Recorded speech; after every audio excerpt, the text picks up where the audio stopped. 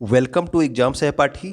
आज के इस वीडियो में हम जूनियर के फर्स्ट पार्ट के समसामयिक घटनाओं के सिलेबस के क्रम में दिसंबर महीने की घटनाओं का अध्ययन करेंगे। तो आइए इसको स्टार्ट करते हैं। सबसे पहले देखते हैं दिसंबर महीने के महत्वपूर्ण दिवस को। तो बीएसएफ ने अपना स्थापना दिवस मनाया कब? 1 दिसंबर को। तो बीएसएफ का स्थापना दिवस कब होता है? 1 दिसंबर को। विश्व एड्स दिवस के बारे में आप सबको पता होगा, ये मनाया जाता है 1 दिसंबर को। राष्ट्रीय प्रदूषण नियंत्रण दिवस भी आप याद रखेंगे क्योंकि आपके पर्यावरण वाले चैप्टर में पर्यावरण प्रदूषण नाम का एक टॉपिक है। तो आप पर्यावरण प्रदूषण नियंत्रण दिवस याद रखेंगे, 2 दिसंबर को होता है। कंप्यूटर साक्षरता दिवस भी आप याद रखेंगे, कब होता है? तो कंप्यूटर साक्षरता दिवस होता है 2 दिसंबर को, ठीक है। अंतर्राष्ट्रीय दिव्यांगजन दिवस आपको बताया गया था दिव्यांगता वाले चैप्टर में, ठीक है। तो वो होता है आपका 3 दिसंबर को, ठीक है। और इसका विषय जरूर आप याद रखेंगे क्योंकि आपके जो है सिविक्स में ये टॉपिक दिया गया है दिव्यांगता। तो इसका टॉपिक था जो है 2020 का, not all disabilities are visible, ठीक है। तो ये आप याद रखेंगे, not all disabilities are visible अंतर्राष्ट्रीय दिव्यांगजन दिवस की थीम थी। और अंतर्राष्ट्रीय दिव्यांगजन दिवस मनाया जाता है 3 दिसंबर को।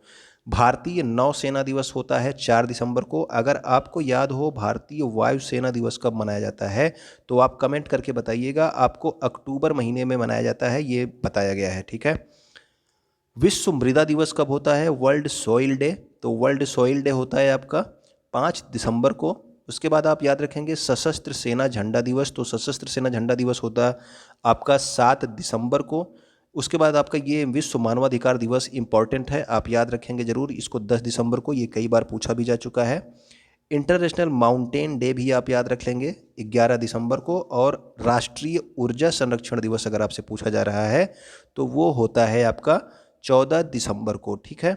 इसके अलावा आपका राष्ट्रीय गणित दिवस इंपॉर्टेंट है, तो आप राष्ट्रीय गणित दिवस याद रखेंगे कब? 22 दिसंबर को, ठीक है। 22 दिसंबर को क्या मनाया जाएगा? राष्ट्रीय गणित दिवस। उसके बाद किसान दिवस भी इंपॉर्टेंट है, 23 दिसंबर को मनाया जाता है। ये चौधरी चरण सिंह के जन्मदिन पर मनाया जाता है, ठीक है ना। तो राष्ट्रीय किसान दिवस कब होता है? 23 दिसंबर को। और राष्ट्रीय उपभोक्ता अधिकार दिवस ये कब मनाया जाता है? तो ये होता है 24 दिसंबर को। ये भी आपका इंपॉर्टेंट है। राष्ट्रीय उपभोक्ता अधिकार दिवस कब होता है?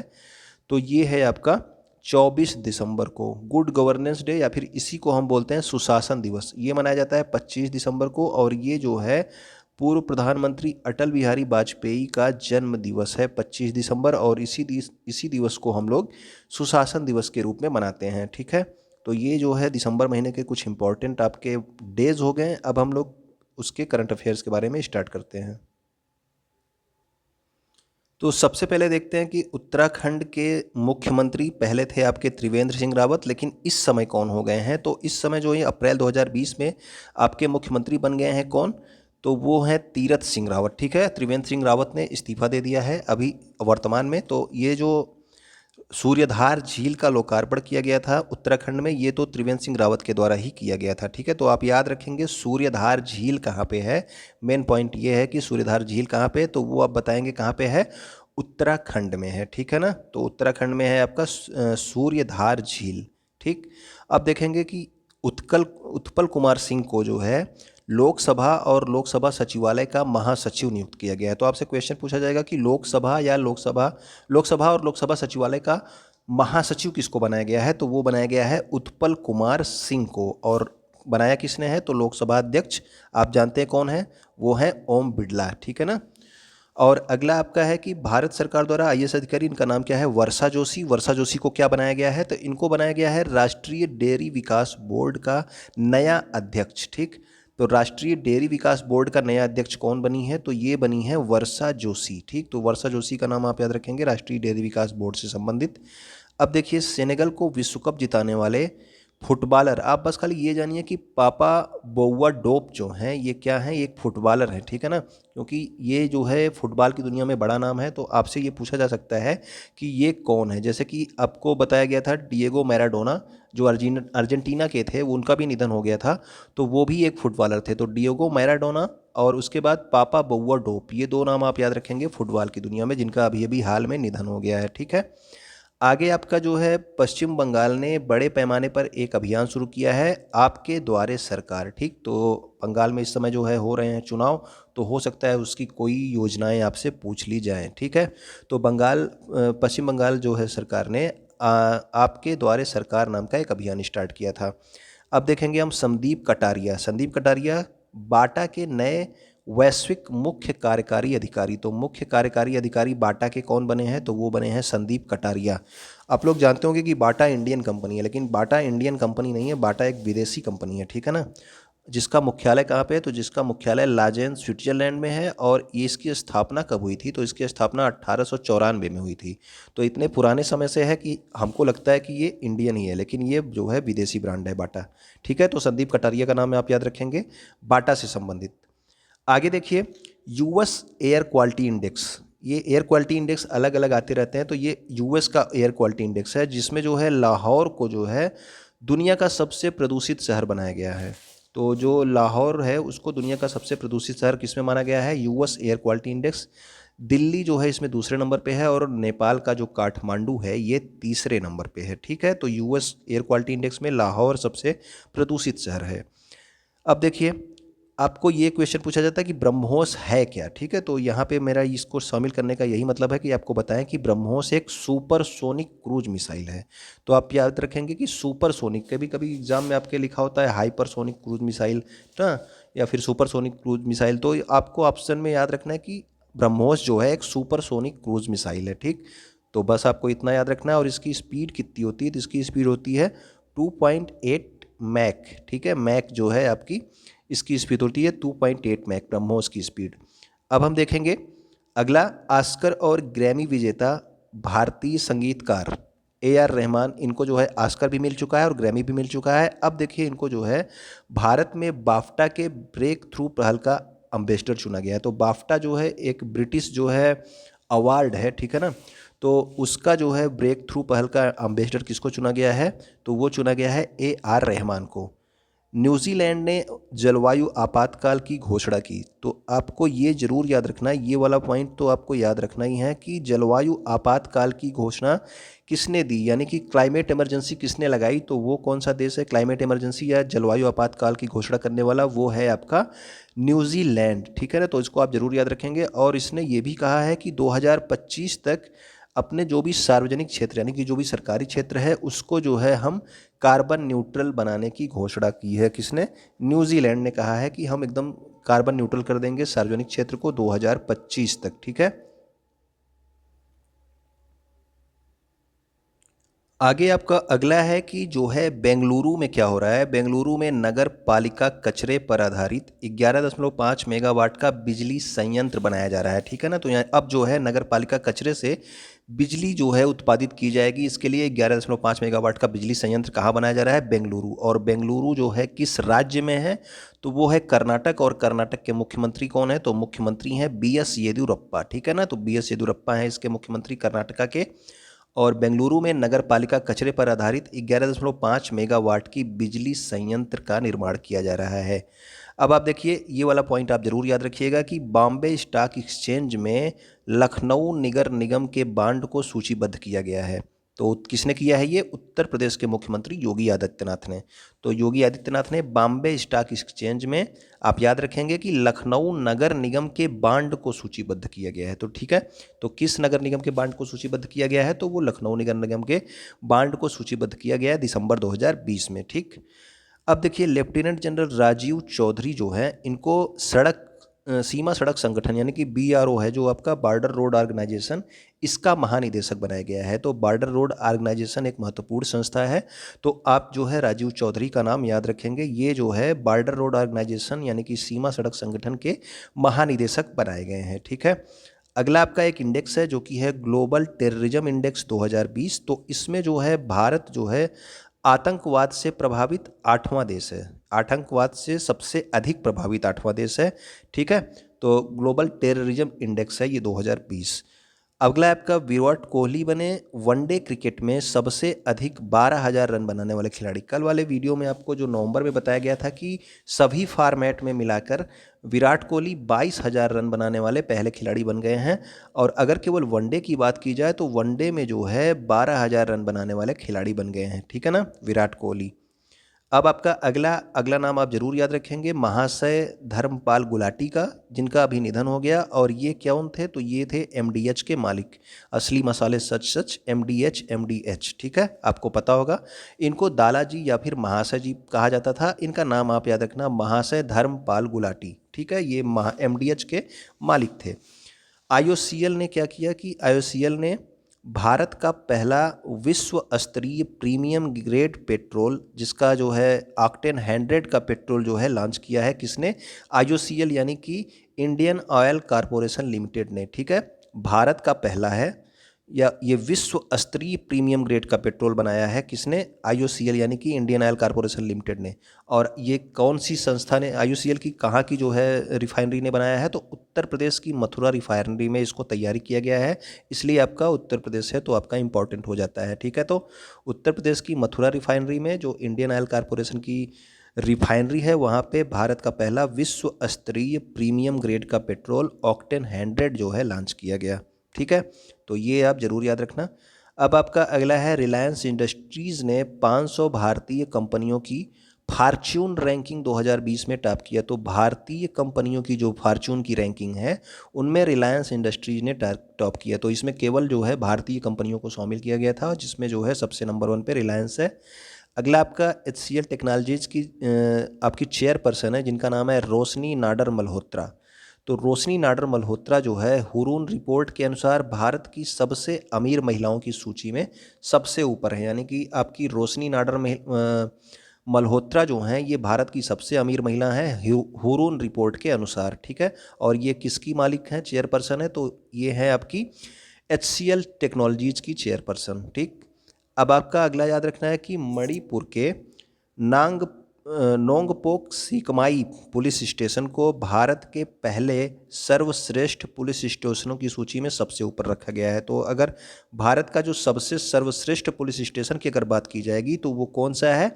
तो वो है मणिपुर के नोंगपोक सीकमाई। ठीक है ना, नोंगपोक सीकमाई पुलिस स्टेशन को जो है भारत का सर्वश्रेष्ठ पुलिस स्टेशन। अब आपको नवंबर माह में बताया गया था कि नागालैंड का एक उत्तर पुलिस स्टेशन था, जिसको जो है आईएसओ सर्टिफिकेट दिया था, आईएसओ 9001:2015। ठीक है ना, तो ये वाला सर्टिफिकेट जो है नागालैंड के पुलिस स्टेशन को दिया गया था। और ये जो है मणिपुर का जो पुलिस स्टेशन है नोंगपोक सीकमाई, ये जो है भारत का सर्वश्रेष्ठ पुलिस स्टेशन है। ठीक है, तो ये दोनों अंतर है इन दोनों में, तो आप दोनों को मिलाइएगा नहीं।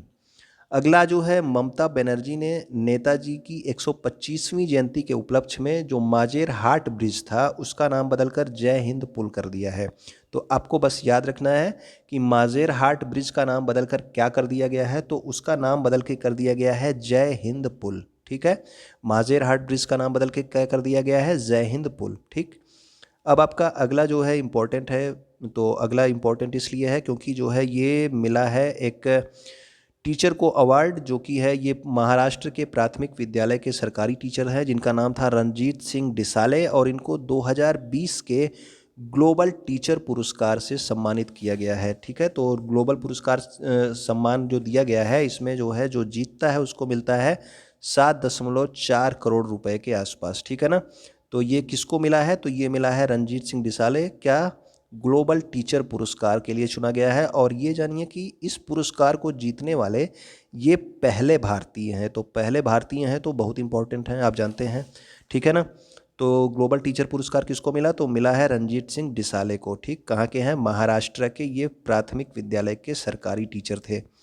अब आपके अगला देखिए, अगला क्या है कि एक गीतांजलि राव हैं, ये भारतीय मूल की अमेरिकी युवा वैज्ञानिक हैं। ठीक है, गीतांजलि राव आप याद रखना। इनको क्या दिया गया है?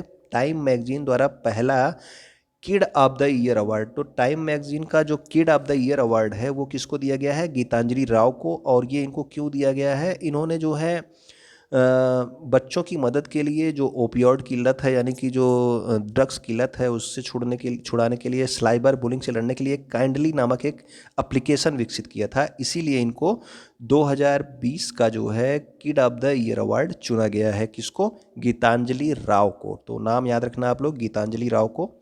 ठीक है, इन्होंने काइंडली नामक ऐप का जो है विकास किया था। अब देखिए, तो अभी देखिए यहाँ पे इंद्र कुमार गुजराल जो कि भारत के 12वें प्रधानमंत्री थे, इनके सम्मान में एक स्मारक डाक टिकट जारी किया गया। ठीक है, तो किसके सम्मान में जो है स्मारक डाक टिकट जारी किया गया, जो है किस पूर्व प्रधानमंत्री के, तो वो कौन थे, इंद्र कुमार गुजराल जो कि 12वें प्रधानमंत्री थे। इनके जो है सम्मान में स्मारक डाक टिकट जारी किया। किसने जारी किया, हमारे उपराष्ट्रपति वेंकैया नायडू ने जारी किया। ठीक है, अब एक नाम आप जरूर याद रखना, क्या है, नरिंदर सिंह कपानी। तो नरिंदर सिंह कपानी का नाम क्यों याद रखेंगे आप, क्योंकि इन्होंने फाइबर ऑप्टिक्स की खोज की थी। ठीक है, फाइबर ऑप्टिक्स की खोज की थी किसने, नरिंदर सिंह कपानी ने। फाइबर ऑप्टिक्स में जो है जनरल साइंस का एक बहुत इंपॉर्टेंट क्वेश्चन आता है कि ये किस सिद्धांत पे कार्य करता है। ठीक है, तो अगर आपको पता हो तो आप बताइएगा कि ये किस सिद्धांत पे कार्य करता है फाइबर ऑप्टिक्स। ठीक है, कमेंट आप जरूर करिएगा। ठीक है, इसके बारे में अगर आपको पता हो। अन्य 5 व्यक्तियों के साथ सीरम इंस्टीट्यूट के अदार पूनावाला भी चुने गए एशियन ऑफ द ईयर। तो ये कौन है, सीरम इंस्टीट्यूट आप जानते हैं। सीरम इंस्टीट्यूट ने जो है अभी कोविड की वैक्सीन डेवलप की है, जिसका नाम है क्या, कोविशील्ड। ठीक है, तो सीरम इंस्टीट्यूट कहाँ पे है, तो ये है पुणे में, और इसके जो मालिक हैं वो कौन है, अदार पूनावाला, और इनको जो है चुना गया है एशियन ऑफ द ईयर। ठीक है, अगला आपका भारतीय कृषि अनुसंधान परिषद यानी कि ICAR है। ठीक है, भारतीय कृषि अनुसंधान परिषद ने प्रतिष्ठित कौन सा पुरस्कार जीता है, अंतर्राष्ट्रीय राजा भूमिबोल विश्व मृदा दिवस पुरस्कार। तो किसने जीता है, ये भारतीय कृषि अनुसंधान परिषद यानी कि जो ICAR एक संस्था है, ये इसकी जो है संस्था कहाँ पे है, इसका मुख्यालय दिल्ली में है। ठीक है ना, तो इसने जो है अंतर्राष्ट्रीय राजा भूमिबोल विश्व मृदा पुरस्कार 2020 जीता है। और ये पुरस्कार किसके द्वारा दिया जाता है, तो ये पुरस्कार खाद्य और कृषि संगठन के द्वारा दिया जाता है, प्रतिवर्ष इसको प्रदान किया जाता है। और 2020 का मिला है किसको, भारतीय कृषि अनुसंधान परिषद को। ठीक है, तो ICAR को मिला है 2020 का। ठीक है, ये आप ध्यान रखना। जेहान दारूवाला क्या बने हैं, ये बने हैं F2 रेस जीतने वाले पहले भारतीय। तो जेहान दारूवाला F2 रेस जो होती है, कारों की रेस होती है, F1 रेस, F2 रेस, तो ये F2 रेस जीतने वाले जो है पहले भारतीय बने हैं। श्रीलंका करेगा 2021 के एशिया कप की मेज़बानी। तो एशिया कप होता है क्रिकेट का मैच जिसमें एशिया के देश खेलते हैं, तो 2021 में इसकी मेज़बानी कौन करेगा, तो करेगा श्रीलंका। ठीक है, अगला आपका देखिए, भारतीय मूल के अमेरिकी स्वास्थ्य विशेषज्ञ, इनका नाम क्या है, अनिल सोनी। अनिल सोनी को क्या बनाया गया है, तो WHO फाउंडेशन का पहला CEO नियुक्त किया गया है। तो आप याद रखेंगे कि ये WHO के CEO नहीं है, WHO फाउंडेशन के CEO जो है इनको नियुक्त किया गया है, किसे, अनिल सोनी को। और अगर आपसे पूछा जाए कि WHO के कार्यकारी बोर्ड का अध्यक्ष किसको बनाया गया है, तो वो बनाया गया है हमारे जो स्वास्थ्य मंत्री है डॉक्टर हर्षवर्धन को। ठीक है ना, तो WHO के कार्यकारी बोर्ड का अध्यक्ष अगर पूछा जाएगा तो वो डॉक्टर हर्षवर्धन है। और अनिल सोनी कौन है, WHO फाउंडेशन का पहला CEO इनको बनाया गया है। अब आप एक पॉइंट याद रखेंगे, इन्वेस्ट इंडिया जो है ये भारत सरकार की एक योजना है। इसको क्या मिला है, इसको एक पुरस्कार मिला है, किसके द्वारा, संयुक्त राष्ट्र के द्वारा एक पुरस्कार मिला है, इन्वेस्टमेंट प्रमोशन अवार्ड 2020। तो आप आराम से याद रख सकते हैं कि इन्वेस्टमेंट प्रमोशन अवार्ड 2020 किसको मिला है, तो वो मिला है इन्वेस्ट इंडिया को। ठीक है, संयुक्त राष्ट्र के द्वारा इसको दिया गया है।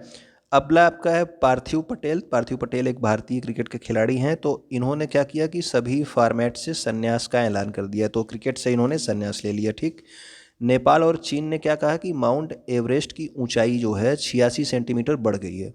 तो उनका जो दावा है कि 86 सेंटीमीटर बढ़ गई है। अब जो माउंट एवरेस्ट की ऊंचाई है वो हो गई है 8648.86 मीटर। ठीक है ना, तो 86 सेंटीमीटर उन्होंने कहा कि ऊंचाई जो है एवरेस्ट की बढ़ गई है। अगला आपका जो है वो है वित्त मंत्री निर्मला सीतारमण से संबंधित। इनको जो है फोर्ब्स द्वारा जारी की जाने वाली विश्व की जो सबसे 100 शक्तिशाली महिलाओं की सूची निकाली जाती है फोर्ब्स के द्वारा, उनमें जो वित्त मंत्री निर्मला सीतारमण है इनको 41वां स्थान दिया गया है। ठीक है, और प्रथम स्थान पे किसको रखा गया है, इसमें जर्मनी की चांसलर हैं ये एंजेला मर्केल को। ठीक है, तो जर्मनी की चांसलर एंजेला मर्केल को पहला स्थान दिया गया है, और वित्त मंत्री निर्मला सीतारमण 41वें स्थान पे हैं फोर्ब्स की 100 सबसे शक्तिशाली महिलाओं की सूची में। ठीक है, अगला आपका सिंगापुर में क्या आयोजित किया जाएगा, तो वहाँ पे आयोजित किया जाएगा वर्ल्ड इकोनॉमिक फोरम 2021 की वार्षिक बैठक। तो वार्षिक बैठक जो 2021 की वर्ल्ड इकोनॉमिक फोरम की होनी है वो होनी है सिंगापुर में, ठीक है। अब देखिए मेडागास्कर क्या करेगा। मेडागास्कर 2023 में जो इंडियन ओशियन आइलैंड गेम होंगे, इंडियन ओशियन आइलैंड गेम, ठीक है ना, हिंद महासागर के जो द्वीपीय जो गेम्स हैं, जो द्वीपीय खेल होने वाले हैं 2023 में, उसकी मेज़बानी कौन करेगा? मेडागास्कर। पहले कौन करने वाला था? मालदीव करने वाला था, लेकिन अब आपको याद रखना है मेडागास्कर 2023 के इंडियन ओशियन आइलैंड गेम्स की मेज़बानी करेगा, ठीक है। आगे आपका है, नितिन गडकरी ने वीडियो कॉन्फ्रेंसिंग के माध्यम से बिहार की सोन नदी पर, आपको याद रखना है बिहार की सोन नदी पर जो बना है वो है कोइलवर पुल, ठीक है। तो इस पुल का उद्घाटन किया है और इस पुल की लंबाई कितनी है? तो 1.5 किलोमीटर लंबा ये पुल है, बिहार के सोन नदी पर बना है, ठीक है, कोइलवर पुल, ठीक है ना। तो कोइलवर पुल का उद्घाटन किया है नितिन गडकरी ने। तो नितिन गडकरी जो है कौन से मंत्री हैं, अगर आपको पता हो तो कमेंट करके बताइएगा, ठीक है। केंद्रीय मंत्रिमंडल ने वायरलेस कनेक्टिविटी को बेहतर बनाने के लिए और क्या करने के लिए कि सार्वजनिक स्थानों पर फ्री वायरलेस इंटरनेट प्रदान करने के लिए प्रधानमंत्री की वाईफाई एक्सेस नेटवर्क पहल पीएम वाणी जो है नाम की योजना को मंजूरी की है। तो अगर आपसे पूछा जाएगा कि पीएम वाणी क्या है, तो पीएम वाणी है एक जो है फ्री वाईफाई सर्विस, ठीक है ना। तो फ्री वाईफाई सर्विस, सार्वजनिक स्थानों पर फ्री वाईफाई सर्विस जो है क्या है, कौन सी योजना है? तो वो है प्रधानमंत्री वाणी योजना। तो ये वाणी योजना जो है ये आपकी फ्री वाईफाई सर्विस योजना है, ये आप याद रखेंगे। अगला आपका है, सोनू सूद जो हैं इनको ईस्टर्न आई समाचार पत्र के द्वारा 50 Asian celebrities of the world में पहला स्थान दिया गया है। तो जो सोनू सूद हैं ये एशियन मतलब कि 50 Asian celebrities in the world में पहला स्थान इनको दिया गया है। किसके द्वारा? यूनाइटेड किंगडम यानी कि ब्रिटेन की एक समाचार पत्र है जिसका नाम है ईस्टर्न आई समाचार, ठीक है ना। तो ये आप याद रखेंगे। अगला आपका है, तो अगला आपका है 2020 का युवा गणितज्ञ रामानुजन पुरस्कार किसको दिया गया है? तो युवा गणितज्ञ रामानुजन पुरस्कार दिया गया है ब्राज़ील की Rio de Janeiro institute of pure applied sciences mathematics की जो मैथमेटिशियन है डॉक्टर कैरोलिना अरूजो को, ठीक है ना। तो आपको याद रखना है कि 2020 का युवा गणितज्ञ रामानुजन पुरस्कार किसको दिया गया है? तो वो दिया गया है डॉक्टर कैरोलिना अरूजो को, ठीक है। तो डॉक्टर कैरोलिना अरूजो को दिया गया है 2020 का युवा गणितज्ञ रामानुजन पुरस्कार, ठीक। अब आप ध्यान रखेंगे कि बजरंग पुनिया ये क्या करते हैं? ये करते हैं फ्री स्टाइल कुश्ती और एला वेनिल वला रिवन, ठीक है। ये आपकी निशानेबाजी से संबंधित हैं और ये भारतीय हैं, ठीक है ना। आप ध्यान रखना, एला वेनिल वला रिवन जो हैं ये भारतीय हैं, ये निशानेबाज से संबंधित है। इनको क्या दिया गया है? फिक्की इंडिया स्पोर्ट्स अवार्ड के sport person of the year का चुनाव मतलब सम्मानित किया गया है। Sport person of the year 2020 से इनको सम्मानित किया गया। किसको किसको? तो वो किया गया है बजरंग पुनिया को और एला वेनिल वलारिवन को, ठीक है ना। तो ये दोनों नाम आप याद रखना, इनको फिक्की इंडिया स्पोर्ट्स अवार्ड के sport person of the year पुरस्कार से सम्मानित किया गया है। अगला आपका देखिए, अगला है अंतर्राष्ट्रीय ओलंपिक समिति के नए और युवा दर्शकों को मतलब कि आकर्षित करने के लिए एक जो है नया जो है डांस जो है इसको डाला गया है, जो है ब्रेक डांसिंग, ठीक है ना। इसको जो है आधिकारिक ओलंपिक खेल के रूप में पंजीकृत किया गया है अंतर्राष्ट्रीय ओलंपिक संघ के द्वारा, ठीक है। तो अब एक जो है नया कंपटीशन होगा ब्रेक डांसिंग का भी, कहाँ पे? और अंतर्राष्ट्रीय ओलंपिक्स मतलब कि ओलंपिक गेम्स में अब ब्रेक डांसिंग भी जो है शामिल कर लिया गया है। तो अब ब्रेक डांसिंग का भी एक कंपटीशन होगा, ठीक है। तो ये आप याद रखना। अगला आपका जो बिडेन आप जानते हैं कौन है और कमला हैरिस भी कौन है ये भी जानते हैं, आपको पिछले वीडियो में बताया गया है। इनको जो है टाइम मैगजीन के पर्सन ऑफ द ईयर 2020 के लिए चुना गया है, ठीक है। तो अभी आपको बताया गया था गीतांजलि राव, गीतांजलि राव को क्या चुना गया है? टाइम मैगजीन का kid person of the year, ठीक है ना। Kid person of the year Gitanjali Rao हैं। और लेकिन अगर Time person of the year आपसे पूछा जाएगा तो पर्सन ऑफ द ईयर वो है जो बिडेन और कमला हैरिस दोनों को, ठीक है ना। तो ये आप ध्यान रखिएगा।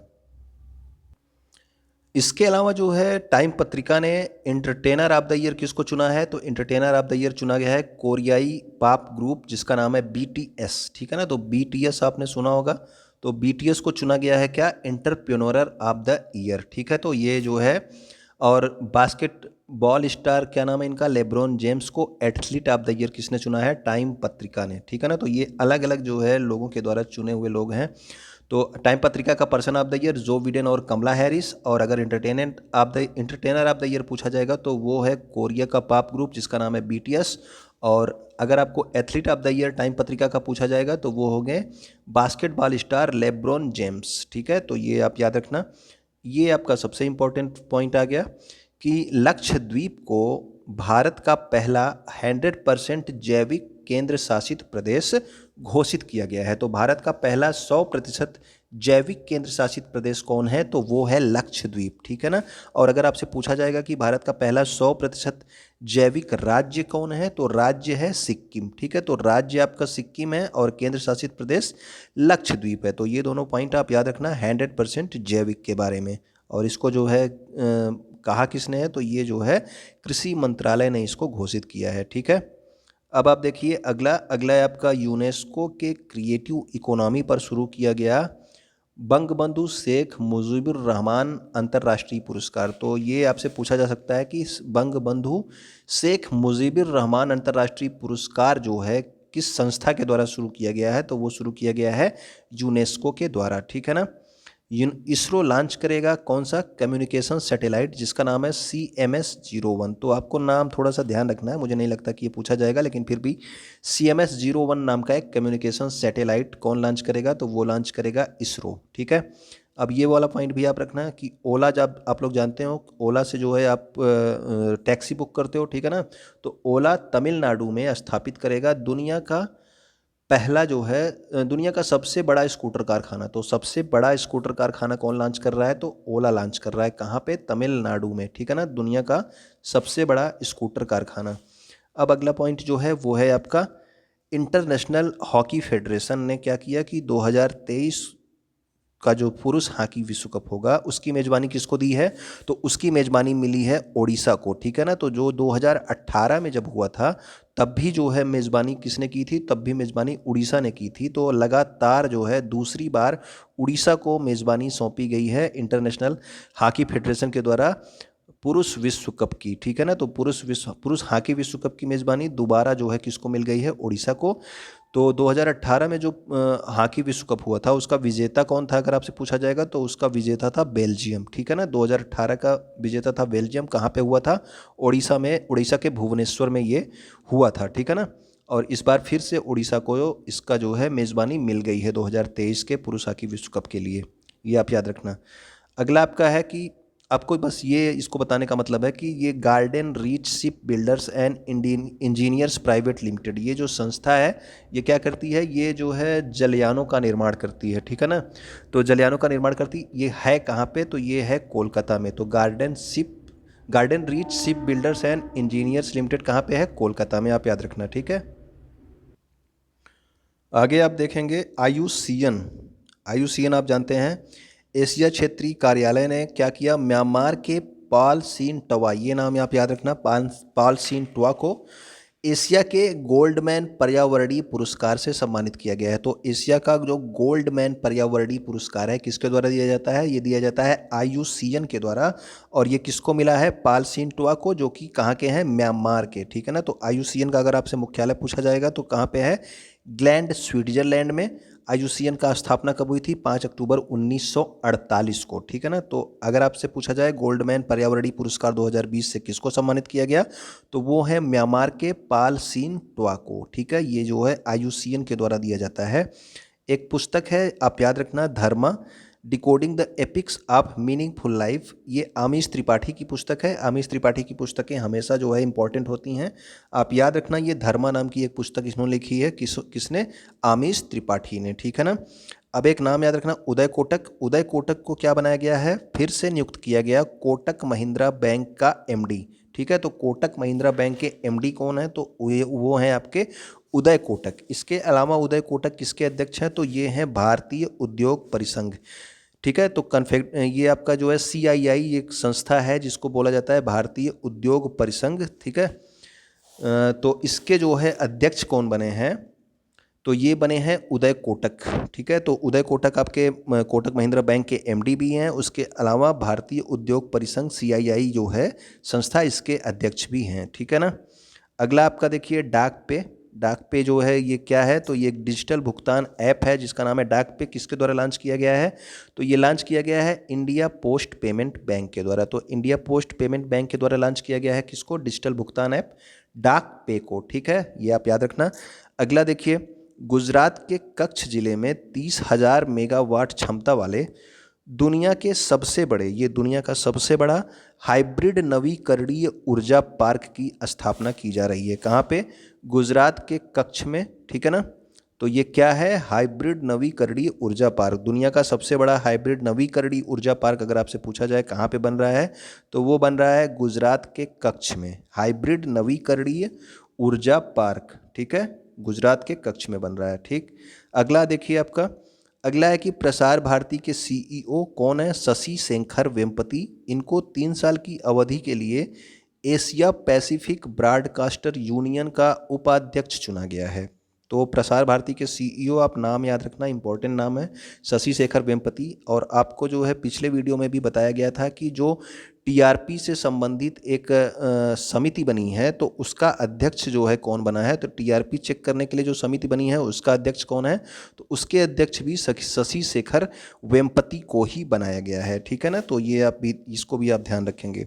अगला आपका है कि steel Authority of India limited यानी कि जो सेल संस्था है, इसको जो है कौन सा पुरस्कार दिया गया है, इसको दिया है गोल्डन पिकॉक पर्यावरण प्रबंधन पुरस्कार। तो गोल्डन पिकॉक पर्यावरण प्रबंधन पुरस्कार 2020 के लिए किसको मिला है, तो वो मिला है Steel Authority of India Limited, SAIL को। ठीक है, तो सेल का नाम आप याद रखेंगे, गोल्डन पिकॉक पर्यावरण प्रबंधन पुरस्कार के लिए। ठीक है, अगला जो है वो है कि मानव विकास सूचकांक 2020 का, इसमें भारत की रैंक कितनी है, तो भारत की रैंक है 131। ठीक है, तो भारत की रैंक ह्यूमन डेवलपमेंट इंडेक्स जो निकलता है 2020 का जो है, इसमें भारत की रैंक 131 है। आप लोग क्या कमेंट करके बताएंगे, आप बताएंगे कि ये जो ह्यूमन डेवलपमेंट इंडेक्स है ये किसके द्वारा दिया गया था। ये आपके इकोनॉमिक्स में बहुत पूछा जाता है कि ह्यूमन डेवलपमेंट इंडेक्स किसके द्वारा दिया गया था, तो वो आप नाम मुझे बताएंगे। मैं आपको बता दूं कि वो एक पाकिस्तानी थे। ठीक है ना, तो आप उसका नाम जो है कमेंट करके ज़रूर बताएंगे। अगला आपका है काइली जेनर, ये नाम आपने सुना होगा, काइली जेनर। इनको जो है क्या उपलब्धि हासिल हुई है, ये 2020 की सबसे अधिक कमाई करने वाली सेलिब्रिटी बनी है। तो काइली जेनर जो हैं ये 2020 की सबसे अधिक कमाई करने वाली सेलिब्रिटी बनी है। किसके द्वारा ये बताया गया, फोर्ब्स के द्वारा। फोर्ब्स पत्रिका आप जानते ही हैं, ये एक जो है अमेरिका की पत्रिका है, तो उसके द्वारा जो है काइली जेनर 2020 की सबसे अधिक कमाई करने वाली क्या है, सेलिब्रिटी हैं। इसके अलावा राजा चारी का नाम आप याद रखेंगे, इंडियन है इसलिए जो है इंपॉर्टेंट हो जाते हैं। इन्हें जो है नासा के स्पेस एक्स का जो क्रू 3 मिशन है इसका कमांडर बनाया गया है। तो जो है स्पेस एक्स के क्रू 3 मिशन का कमांडर किसको बनाया गया है, तो वो बनाया गया है राजा चारी को। ठीक है, अगला है आपका कि बोरिस जॉनसन ने पीएम मोदी को कहाँ पे बुलाया है, तो बुलाया है G7 समिट में भाग लेने के लिए जो है आमंत्रित किया है। किसने, बोरिस जॉनसन ने प्रधानमंत्री मोदी को।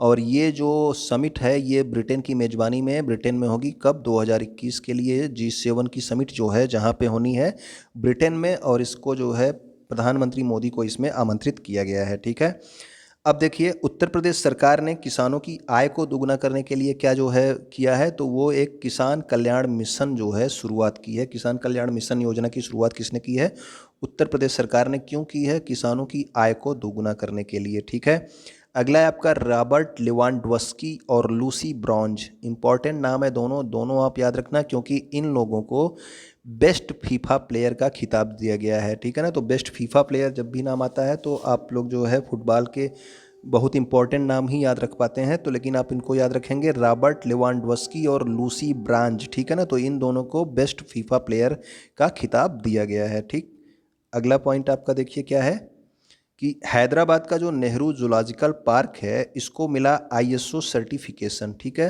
आईएसओ सर्टिफिकेशन के लिए आपको कल वाले वीडियो में बताया गया था कि नागालैंड का एक पुलिस स्टेशन था, नॉर्थ पुलिस स्टेशन या उत्तर पुलिस स्टेशन, उसको 9001 2015 सर्टिफिकेशन दिया गया था।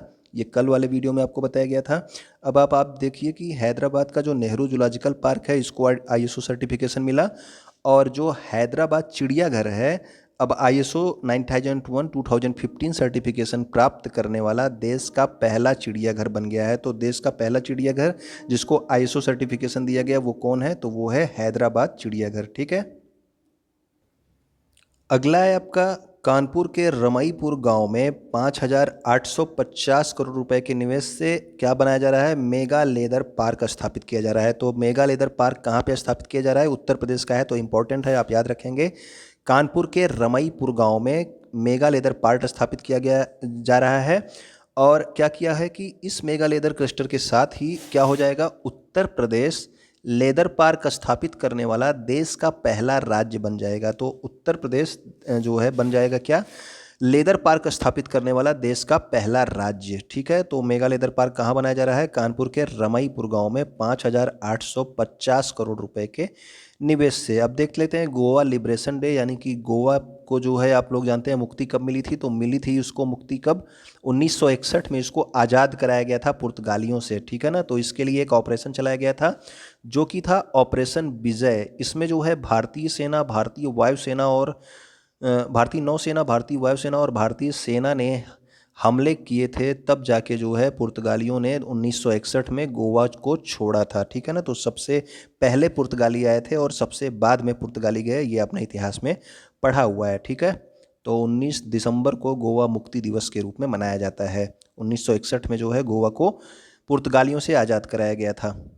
ऑपरेशन विजय जो है आप याद रखेंगे किससे संबंधित? तो ऑपरेशन विजय जो है आपका हो गया किससे? गोवा मुक्ति दिवस से संबंधित। ठीक है। एशियाई विकास बैंक ने क्या किया कि उत्तर प्रदेश में ग्रामीण बिजली वितरण नेटवर्क को अत्याधुनिक बनाने के लिए 300 मिलियन अमेरिकी डॉलर के समझौते पर हस्ताक्षर किए हैं। तो उत्तर प्रदेश की बिजली वितरण नेटवर्क को सही बनाने के लिए 300 मिलियन डॉलर का जो है समझौता किया गया है एशियन विकास बैंक के साथ में। अगला आपका इंडेक्स है एक ह्यूमन फ्रीडम इंडेक्स। तो ह्यूमन फ्रीडम इंडेक्स की बात आएगी तो ये इसमें जो है भारत को कौन सा स्थान मिला है? 111वां स्थान। ठीक है। तो ह्यूमन फ्रीडम इंडेक्स में भारत को मिला 111वां स्थान। अगला नाम आप याद रखेंगे विद्युत मोहन का। तो भारतीय उद्यमी हैं जिनका नाम है विद्युत मोहन। इनको संयुक्त राष्ट्र पर्यावरण कार्यक्रम यानी कि यूनाइटेड नेशन एनवायरनमेंट प्रोग्राम के young champions of the earth का विजेता घोषित किया गया है। तो young champion of the earth जो है किसको मिला है? यूएनईपी का जो है प्रोग्राम मतलब कि पुरस्कार, तो ये मिला है विद्युत मोहन को। Young champion of the earth विद्युत मोहन। ठीक है। सिंगापुर में क्या है कि स्ट्रीट फूड हाकर कल्चर है, यानी कि जो स्ट्रीट फूड जो बेचते हैं लोग, उसको यूनेस्को के द्वारा अपनी प्रतिष्ठित मानवता की अमूर्त सांस्कृतिक विरासत की प्रतिनिधि सूची में शामिल किया गया है। ठीक है। किसको शामिल किया गया है? तो ये सिंगापुर के स्ट्रीट फूड हाकर कल्चर को। ठीक है। अगला आपका है उत्तर प्रदेश सरकार ने ग्रामीण क्षेत्रों में संपत्ति और भूमि विवादों को रोकने के लिए, यानी कि जो ग्रामीण क्षेत्रों में संपत्ति और भूमि के विवाद होते हैं उनको रोकने के लिए उत्तर प्रदेश सरकार ने कौन सी अभियान स्टार्ट किया? तो वो है वरासत अभियान। तो वरासत अभियान आप जरूर याद रखेंगे। तो ये प्राकृतिक उत्तराधिकार का एक अभियान है, वरासत अभियान उत्तर प्रदेश सरकार के द्वारा ग्रामीण क्षेत्रों में भूमि विवादों को समाप्त करने के लिए स्टार्ट किया गया है। ठीक है।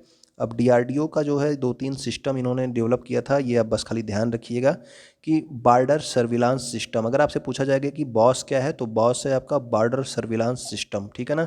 डीआरडीओ ने इसको विकसित किया है। इसके अलावा Indian maritime situational awareness system एक जो है डीआरडीओ ने विकसित किया है। उसके अलावा एक अस्त्र MK1 मिसाइल जो है, ये 3 चीज़ें जो है उन्होंने विकसित की हैं। तो मुझे मेनली बताना था बॉस के बारे में, बॉर्डर सर्विलांस सिस्टम के बारे में। ठीक है ना। आप अगला देखेंगे कि रतन टाटा को ASSOCHAM enterprise of the century award से घोषित किया गया है। तो एसोचैम का enterprise of the century award किसको दिया गया है? रतन टाटा को। तो अक्टूबर महीने में आपने देखा था कि रतन टाटा को लाइफ टाइम अचीवमेंट पुरस्कार भी दिया गया था। किसको? रतन टाटा को। ठीक है ना। तो इंडो अमेरिकन संस्था के द्वारा वो दिया गया था। ये आपके ASSOCHAM enterprise of the century award भी रतन टाटा को ही दिया गया है। ठीक। अगला आपका है लुइस हैमिल्टन, नाम इंपॉर्टेंट है ये। तो लुइस हैमिल्टन को क्या दिया गया है? तो लुइस हैमिल्टन को BBC sport personality of the year award से सम्मानित किया गया है। ठीक है। तो BBC का sport personality of the year किसको बनाया गया है 2020 का? तो वो है लुइस हैमिल्टन। ठीक। तो लुइस हैमिल्टन का नाम आप याद रखेंगे। अगला आपका है हरियाणा में आयोजित किया जाएगा 2020 का कौन सा खेलो इंडिया यूथ गेम्स। तो खेलो इंडिया यूथ गेम्स 2021 में कहाँ आयोजित किया जाएगा, तो वो आयोजित किया जाएगा हरियाणा में। ठीक है, और इसमें जो है 4 स्वदेशी खेलों को शामिल किया गया है। कौन कौन से? गतका, कलारीपयट्टू, थांगता और मल्लखंबा। तो ये 4 खेलों को, 4 देसी खेलों को भी जो है इस बार खेलो इंडिया यूथ गेम्स 2021 में शामिल किया गया है। और खेलो इंडिया यूथ गेम्स 2021 कहाँ पे होंगे? हरियाणा में होंगे। ठीक है ना। अगला आपका है, धर्मेंद्र प्रधान ने बंगाल का पहला तेल और गैस रिजर्व। तो बंगाल में पहला तेल और गैस रिजर्व जो है मिला है बंगाल बेसिन। इसकी खोज किसने की है? तो इसकी खोज की है oil and natural gas corporation, ONGC. ठीक है, तो ओएनजीसी ने खोज की है। ये पॉइंट आप जरूर याद रखना कि क्योंकि ये बंगाल का पहला तेल और गैस रिजर्व है इसलिए इंपॉर्टेंट हो जाता है। ठीक है, तो बंगाल में पहला तेल और गैस रिजर्व मिला है, जिसकी खोज किसने की है? तो खोज की है oil and natural gas corporation. ठीक है, तो इसकी खोज भी इसने की है और इसका स्वामित्व भी इसी के पास है, यानी कि यही यहाँ से तेल और गैस निकालेगा। ठीक है, कौन? ओएनजीसी। अगला आपका है यूएन वीमेन और केरल सरकार ने क्या किया है? भारत के पहले जेंडर डेटा हब के लिए समझौता किया है। तो भारत का पहला जेंडर डेटा हब जो स्थापित किया जाएगा उसके लिए यूएन वीमेन और केरल सरकार के बीच में समझौता किया गया है। ठीक है, अगला आपका नाम है विनीत अग्रवाल का नाम। तो विनीत अग्रवाल क्या बने हैं? तो ये बने हैं एसोचैम के अध्यक्ष। तो एसोचैम का फुल फॉर्म क्या होता है? Association chamber of commerce and industry of India. ठीक है, तो एसोचैम के अध्यक्ष अगर आपसे पूछा जाएगा तो वो है विनीत अग्रवाल। एसोचैम का मुख्यालय है दिल्ली में। एसोचैम की स्थापना कब हुई थी? तो स्थापना हुई थी 1920 में। वैसे ये इंपॉर्टेंट नहीं है, लेकिन आप ये नाम याद रखेंगे, एसोचैम के अध्यक्ष विनीत अग्रवाल। ठीक है, अगला आपका है अमेरिकी राष्ट्रपति डोनाल्ड ट्रंप ने क्या किया था कि मतलब कि भारतीय प्रधानमंत्री नरेंद्र मोदी को अमेरिका के सर्वोच्च सैन्य सम्मान कौन था? Legion of merit. तो लीजन ऑफ मेरिट किसको दिया गया? तो लीजन ऑफ मेरिट दिया गया नरेंद्र मोदी को डोनाल्ड ट्रंप के द्वारा। ठीक है ना, तो अमेरिका के राष्ट्रपति के द्वारा भारत के प्रधानमंत्री को अमेरिका का जो सर्वोच्च सैन्य सम्मान है लीजन ऑफ मेरिट, उससे सम्मानित किया गया था। ठीक, अगला आपका है हिमाचल के सीएम जयराम ठाकुर ने शिमला के रिज मैदान में अटल बिहारी वाजपेयी की 18 फीट की प्रतिमा का अनावरण किया। तो आप याद रखेंगे कि अटल बिहारी की जो है 18 फीट की प्रतिमा का अनावरण कहाँ किया गया? तो वो शिमला के रिज मैदान में। ठीक है, हिमाचल प्रदेश के सीएम जयराम ठाकुर के द्वारा। अब देखते हैं आगे हम लोग। आगे आप देखेंगे कि गुजरात में स्थापित हो रही है क्या? भारत की पहली लिथियम रिफाइनरी। तो आपको याद रखना है कि भारत की पहली लिथियम रिफाइनरी कहाँ पे स्टार्ट हो रही है? तो वो हो रही है गुजरात में स्थापित हो रही है। कौन स्थापित कर रहा है? मणिकरण पावर लिमिटेड इसको स्थापित कर रहा है। वो इसमें 1000 करोड़ रुपए का निवेश कर रहा है। ठीक है, तो आपको मेनली याद रखना है कि लिथियम रिफाइनरी जो है भारत की पहली लिथियम रिफाइनरी कहाँ पे स्थापित हो रही है? तो गुजरात में। अगला आपका है कि भारत का सबसे बड़ा जो हॉकी स्टेडियम है वो कहाँ पे स्थापित किया जा रहा है? तो वो स्थापित किया जा रहा है उड़ीसा के राउरकेला शहर में। तो भारत का सबसे बड़ा हॉकी स्टेडियम उड़ीसा के राउरकेला शहर में। इसका नाम क्या रखा जाएगा? तो इसका नाम होगा बिरसा मुंडा स्टेडियम। तो उड़ीसा के राउरकेला शहर में भारत का सबसे बड़ा हॉकी स्टेडियम। ठीक, अगला आपका है कि नीति आयोग ने डिजी बॉक्स नाम की क्या स्टार्ट की है? तो ये क्लाउड स्टोरेज सेवा स्टार्ट की है डिजी बॉक्स नाम की नीति आयोग ने। और इसमें क्या मिलेगा? तो इसमें 20 GB का क्लाउड स्टोरेज तो सबको मुफ्त में दिया जाएगा और उसके बाद जो है हर महीने 30 रुपये में 100 GB स्पेस दिया जाता है। ठीक है ना, तो डिजी बॉक्स में जो है 20 GB का क्लाउड स्टोरेज आपको मुफ्त मिलेगा और उसके बाद जो है केवल 30 रुपये में आपको 100 GB स्पेस हर महीने के लिए दिया जाएगा। अब आपका अगला आपका है कि अमित शाह ने इम्फाल मणिपुर में, आपको बस खाली याद रखना है कि थुबल बहुउद्देशीय परियोजना का उद्घाटन किया है। तो अगर आपसे पूछा जाएगा कि थुबल बहुउद्देशीय परियोजना या फिर थुबल डैम, थुबल बांध कहाँ पे है? तो आप ध्यान रखेंगे थुबल बांध, अब एक नया क्वेश्चन बन रहा है इम्फाल मणिपुर में। ठीक है ना, तो थुबल बांध कहाँ पे है? इम्फाल मणिपुर में। अगला आपका है कि पीएम मोदी ने जम्मू कश्मीर में आयुष्मान भारत की प्रधानमंत्री जन आरोग्य योजना सेहत, ठीक है, तो ये जो PMJAY यानी कि जन आरोग्य योजना पहले से थी, वो जो सेहत जो है ये जो है एक बीमा योजना है, इसकी शुरुआत कहाँ पे की गई है? तो इसकी शुरुआत की गई है जम्मू एंड कश्मीर में। अब हम देखेंगे आगे। संयुक्त राज्य अमेरिका ने क्या किया है कि 2026 तक ये करेगा, चंद्रमा पर पहला परमाणु रिएक्टर स्थापित करने की योजना बना रहा है। कौन? वो है संयुक्त राज्य अमेरिका, ठीक है ना। अगला आपका है कि बिना ड्राइवर के चलने वाली देश की पहली मेट्रो रेल कहाँ पे स्टार्ट हुई? तो दिल्ली मेट्रो में स्टार्ट की गई, दिल्ली मेट्रो की मैजेंटा लाइन पे बिना ड्राइवर के चलने वाली देश की पहली मेट्रो रेल, ठीक है। अगला जो है ये इंपॉर्टेंट अवार्ड है, आप इसको जरूर याद रखना। ICC award of the decade यानी कि दशक का जो अवार्ड है उसकी घोषणा की गई, 2020 के दशक के अवार्ड की घोषणा। तो इसमें spirit of the cricket award of the decade यानी कि दशक का spirit of the cricket award किसको मिला? तो ये मिला है MS धोनी को, ठीक है ना। तो स्पिरिट ऑफ द क्रिकेट, जो दशक का spirit of the cricket award है, ये मिला है MS धोनी को। अब आईसीसी मेंस अवार्ड के बारे में देखते हैं। तो sir Garfield Sobers award for ICC male cricketer of the decade यानी कि दशक का जो सबसे सर्वश्रेष्ठ मेल क्रिकेटर है वो कौन है? तो वो है विराट कोहली। उसके बाद अगर ICC main one day cricketer of the decade यानी कि दशक का जो है वनडे क्रिकेटर कौन है? तो वो है विराट कोहली। और दशक का अगर T20 क्रिकेटर आपसे पूछा जाएगा तो T20 क्रिकेटर है राशिद खान अफगानिस्तान के, ठीक है। T20 cricketer of the decade यानी कि दशक के जो है T20 क्रिकेटर। और दशक के अगर टेस्ट क्रिकेटर के बारे में पूछा जाएगा तो वो हैं स्टीवन स्मिथ, ये कहाँ के हैं? ऑस्ट्रेलिया के, ठीक है। तो वनडे क्रिकेटर जो है आपके विराट कोहली और T20 cricketer Rashid Khan, test cricketer Steven Smith हैं, ठीक है। और अगर associate cricketer of the year of the decade पूछा जाएगा, ये इंपॉर्टेंट नहीं है लेकिन फिर भी आप जान लें, काइल कोएजर स्कॉटलैंड के हैं, ठीक है। और ये तो आपका अलग अलग हो गया, लेकिन अगर आपको महिलाओं में याद रखना होगा तो आपका बहुत सिंपल है, क्योंकि सारे अवार्ड किसको मिले हैं? एलिस पेरी को। तो एलिस पेरी को ही सारे अवार्ड मिले हैं। ये एसोसिएट क्रिकेटर वाला इंपॉर्टेंट नहीं है। Associate cricketer of the decade आपकी कैथरीन ब्रायस हैं स्कॉटलैंड की, ठीक है। तो ये जो है आपकी हो गई। अगर आपका female cricketer of the decade हो गया तो वो भी एलिस पेरी हैं। वनडे क्रिकेटर हो गया वो भी एलिस पेरी हैं। T20 क्रिकेटर हो गया वो भी एलिस पेरी ही हैं, ठीक है ना। तो एलिस पेरी ऑस्ट्रेलिया की हैं। तो वोमेन में आपको ज़्यादा याद करने की ज़रूरत नहीं है। अगला देखिए, अगर आपसे पूछ लिया जाता है कि जो ICC team of the decade बनाई गई है आईसीसी के द्वारा, उसमें महेंद्र सिंह धोनी को आईसीसी के जो वनडे टीम है उसके one day team of the decade जो बनाया गया है उसका कप्तान किसको बनाया गया है? तो महेंद्र सिंह धोनी को आईसीसी के जो है ODI team of the decade जो बनाया है उसका कप्तान बनाया गया है। और ICC T20 team of the decade का कप्तान भी जो है धोनी को ही बनाया गया है। तो वनडे का हो गया टीम ऑफ द डिकेड या फिर T20 team of the decade हो गया, दोनों का कप्तान किसको बनाया गया है? तो दोनों का कप्तान धोनी को बनाया गया है। लेकिन अगर जो है अंतर कहाँ पे है? तो ये है आपके ICC test team of the decade. अगर टेस्ट टीम की बात होगी तो उसका कप्तान किसको बनाया गया है? तो उसका कप्तान विराट कोहली को बनाया गया है, ठीक है। तो ये आप जो है आईसीसी के दशक के अवार्डों के बारे में ज़रूर ध्यान रखेंगे। ये किसान रेल के बारे में आप देख लीजिए कि पहली किसान रेल कब चली थी? तो वो चली थी 7 अगस्त 2020 को। किसान रेल इंपॉर्टेंट है इसलिए मैंने इसको यहाँ पे शामिल कर लिया। 7 अगस्त 2020 को पहली किसान रेल चली थी। कहाँ से? महाराष्ट्र के देवलाली से बिहार के दानापुर तक, ठीक है। और अभी जो वर्तमान में है ये 9 मार्गों पर 9 किसान रेलें चलती हैं। तो वर्तमान में 9 किसान रेलें चल रही हैं। पहली किसान रेल 7 अगस्त 2020 को चलाई गई थी।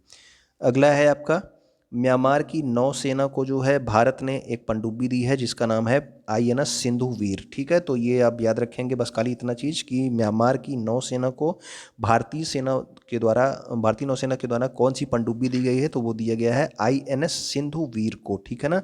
और यह म्यांमार नौसेना के शस्त्रागार में पहली पनडुब्बी है। तो पहली पनडुब्बी जो इसके म्यांमार के नौसेना में है वो किसने दी है? भारत ने दिया है, जिसका नाम है INS सिंधु वीर, ठीक है।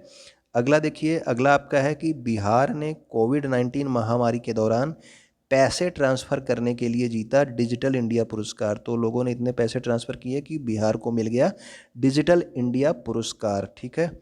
अब एक इम्पॉर्टेंट पॉइंट है, इसको ज़रूर याद रखना कि मध्य प्रदेश में है आपका बांधवगढ़ टाइगर रिजर्व, आपको पता होगा। और यहाँ पे स्टार्ट किया गया है भारत की पहली hot air balloon wild life safari, ठीक है ना। तो hot air balloon wild life safari, इस तरह से बैलून में जो है आपको बैठा के जो है ऊपर से जो है पूरे उसका जो है भ्रमण कराया जाएगा पूरे बांधवगढ़ टाइगर रिजर्व का। तो ये स्टार्ट कहाँ किया गया है? तो बांधवगढ़ टाइगर रिजर्व में, कहाँ पे है? महाराष्ट्र में। तो भारत की पहली hot air balloon wild life safari की शुरुआत हुई है मध्य प्रदेश के बांधवगढ़ टाइगर रिजर्व में। ठीक, तो एक नाम आप याद रखेंगे, हेमंत कुमार पांडे का, वरिष्ठ वैज्ञानिक हैं ये, और इनको डीआरडीओ का scientist of the year award दिया गया है। तो scientist of the year DRDO का किसको मिला है? तो मिला है हेमंत कुमार पांडे को। ठीक है, तो हेमंत कुमार पांडे डीआरडीओ के scientist of the year award से सम्मानित किए गए हैं। एक आप याद रखेंगे कि पहला जो भारत में बना जो पहला स्वदेशी निमोनिया का टीका है उसका नाम क्या है? तो उसका नाम है न्यूमोसिल। ठीक है, तो न्यूमोसिल उसका नाम है। ये पहला स्वदेशी निमोनिया का टीका है। किसके द्वारा बनाया गया है? तो इसकी बनाया गया है सीरम इंस्टीट्यूट ऑफ इंडिया के द्वारा, जिसने कोविशील्ड का जो है निर्माण किया है। ठीक है ना, तो आप याद रखेंगे भारत का पहला स्वदेशी निमोनिया का टीका जिसका नाम है न्यूमोसिल।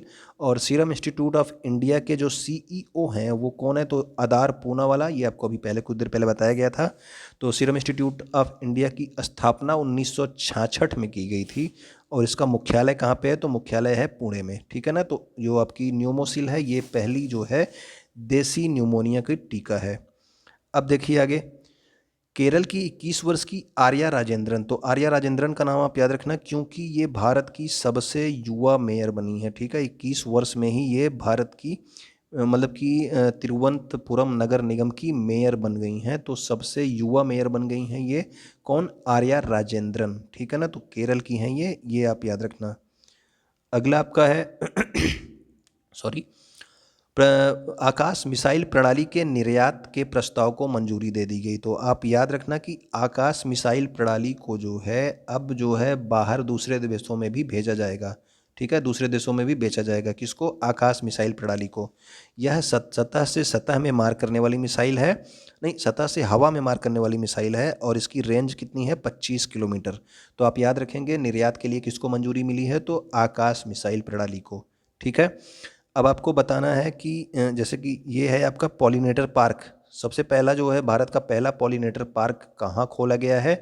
तो वो खोला गया है उत्तराखंड के हल्द्वानी में। तो उत्तराखंड के हल्द्वानी में खोला गया है पॉलिनेटर पार्क। कल वाले वीडियो में आपको बताया गया था कि एक मास गार्डन, ठीक है ना, तो मास गार्डन जो है कहाँ पे खोला गया है आप बताना कमेंट करके। ठीक है, तो ये तो आपको पता है कि उत्तराखंड में है, लेकिन उत्तराखंड में जैसे ये पॉलिनेटर पार्क हल्द्वानी में खोला गया है तो आप बताएंगे मास गार्डन उत्तराखंड में कहाँ खोला गया है। कल आपको बताया गया था। ठीक है, तो आप ध्यान रखेंगे, कमेंट जरूर करेंगे। अब देखिए कि केंद्रीय स्वास्थ्य मंत्री जो हर्षवर्धन सिंह हैं इनको गावी बोर्ड के सदस्य के रूप में नामित किया गया है। बस आप ये जानिए, गावी जो है क्या है कि एक global alliance for vaccine and immunisation के लिए एक संस्था है। ठीक है, ये वैक्सीन के लिए एक संस्था है जिसका नाम है गावी। इसके बोर्ड का सदस्य किसको नामित किया गया है? तो वो नामित किया गया है हर्षवर्धन को। ठीक है, ये भारत के स्वास्थ्य मंत्री हैं। तो गावी का जो मुख्यालय है ये कहाँ पे है? तो ये है जिनेवा स्विट्जरलैंड में। और गावी की स्थापना कब हुई थी? तो गावी की स्थापना हुई थी जनवरी 2000 में, सन 2000 में इसकी स्थापना हुई थी। इसका मुख्यालय जिनेवा स्विट्जरलैंड में है। ठीक है, अगला आपका याद रखना है कि विनोद कुमार यादव को क्या मिला है? इंजीनियर अवार्ड से सम्मानित किया गया है। 2020 के लिए प्रतिष्ठित इंजीनियर अवार्ड किसको मिला है? तो उस समय रेलवे बोर्ड के चेयरमैन थे दिसंबर में, कौन? विनोद कुमार यादव, इनको मिला है प्रतिष्ठित इंजीनियर अवार्ड। लेकिन वर्तमान में जो है कौन हो गया है? जनवरी में ये सीईओ चेंज हो गए थे, जनवरी में हो गए थे कौन? सुनीत शर्मा। तो अगर रेलवे बोर्ड का आपको सीईओ वर्तमान में पूछा जाएगा तो वो हो गए हैं सुनीत शर्मा, लेकिन दिसंबर में जब इनको इंजीनियर अवार्ड मिला था तब वो विनोद कुमार यादव ही थे। ठीक है, अब आपका अगला देखिए कि पंडित सतीश व्यास जो कि एक संतूर वादक हैं, इनको तानसेन सम्मान से सम्मानित किया गया है। आपसे क्वेश्चन पूछा जाता है कि तानसेन सम्मान किस राज्य के द्वारा दिया जाता है? तो आपको पता होना चाहिए कि ये जो है मध्य प्रदेश राज्य के द्वारा दिया जाता है तानसेन सम्मान। ठीक है, तो तानसेन सम्मान मध्य प्रदेश राज्य के द्वारा दिया जाता है और किसको मिला है 2020 में? संतूर वादक पंडित सतीश व्यास को। ठीक, अब भारतीय रेलवे ने एक विस्टाडोम पर्यटक कोच जो है बनाया है। तो ये आपको ध्यान रखना है कि ये विस्टाडोम है क्या? तो विस्टाडोम आप ध्यान ध्यान रखिए कि विस्टाडोम एक पर्यटक कोच है। ठीक है, तो विस्टाडोम एक पर्यटक कोच है और इसका निर्माण जो है ये एक लग्जरी पर्यटक कोच है। इसका निर्माण चेन्नई की इंटीग्रल कोच फैक्ट्री के द्वारा किया गया है। ठीक, तो आप बस खाली ये जानिए कि विस्टाडोम एक लग्जरी पर्यटक कोच है और इसका निर्माण किसने किया है? तो चेन्नई की इंटीग्रल कोच फैक्ट्री के द्वारा किया गया है। ठीक है। बाकी अगला आपका जो है वो है कि हर्षवर्धन आप जानते हैं कौन है? ठीक है। लेह लद्दाख के लेह में भारत के सबसे ऊंचे मौसम विज्ञान केंद्र का उद्घाटन किया है। तो भारत का सबसे ऊंचा मौसम विज्ञान केंद्र का उद्घाटन कहाँ पे किया गया है? तो वो किया गया है लद्दाख के लेह में। इसकी ऊंचाई कितनी है? तो ऊंचाई है 3500 मीटर की ऊंचाई पर ये इसको स्थापित किया गया है। ठीक है। तो ये आपके दिसंबर के जो है करंट अफेयर्स हो गए। उम्मीद करता हूँ कि चीज़ें आपको पसंद आई होंगी। वीडियो आपको अच्छा लग रहा हो तो आप लाइक करेंगे, कमेंट करेंगे और अपने दोस्तों के पास भी इसको ज़रूर शेयर कर दीजिएगा। ठीक है। वीडियो देखने के लिए आप लोगों को बहुत बहुत धन्यवाद।